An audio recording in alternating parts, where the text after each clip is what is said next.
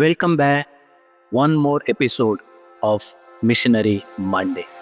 From childhood, many of us have sung the beautiful hymn Shanta Yesuve Ninna Hage at home and in church. But have we ever wondered about the writer of this song? It was none other than Reverend Hermann Moglin, a famous German missionary and a pioneer of Kannada literature and journalism. Born in 1811 in Germany, Reverend Moglin arrived in India in 1836 as part of the Basel mission. His mission was not just spiritual but also educational and social. He dedicated his life to the upliftment of the people of Karnataka. One of his greatest contributions was in journalism. In 1843, he started Mangaluru Samachara, the first ever Kannada newspaper, laying the foundation for Kannada journalism.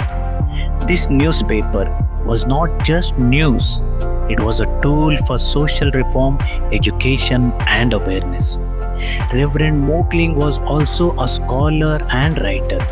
He compiled the first English Kannada dictionary and worked to preserve Karnataka's rich literary heritage. His Bibliotheca Karnataka is a treasure trove of rare Kannada manuscripts safeguarding the culture and history of the region. Beyond literature, he was a dedicated educator and social reformer. He emphasized education for all, starting BEM school in Mangalore, one of the first Basel mission schools in Karnataka. He also played a key role in establishing BEM High School in Dharwad, which became a major center for learning in North Karnataka. Additionally, he worked actively in Kodagu, where he helped set up schools for local communities. In 1847, he founded the BEM Theological Seminary, which later became Karnataka Theological College, continuing to shape future generations of Christian pastors. Moglin's impact extended beyond words. The Basel mission, with which he was closely associated, introduced industries like the Basel Mission Tile Factory in Mangalore and the Basel Mission Weaving Industry in Karnataka. These industries provided employment opportunities to many locals, especially those from economically weaker sections, helping them achieve financial stability. His love for Kannada was evident in his contributions to Christian hymnody. He translated German hymns into Kannada, ensuring that worship in Basel mission churches resonated with the local people.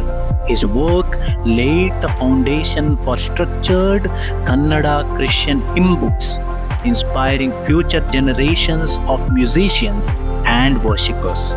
Reverend Hermann Moglin passed away in 1881, but his legacy lives on. His work in journalism, literature, education, and hymnody continues to inspire Kannada writers, scholars, and believers today.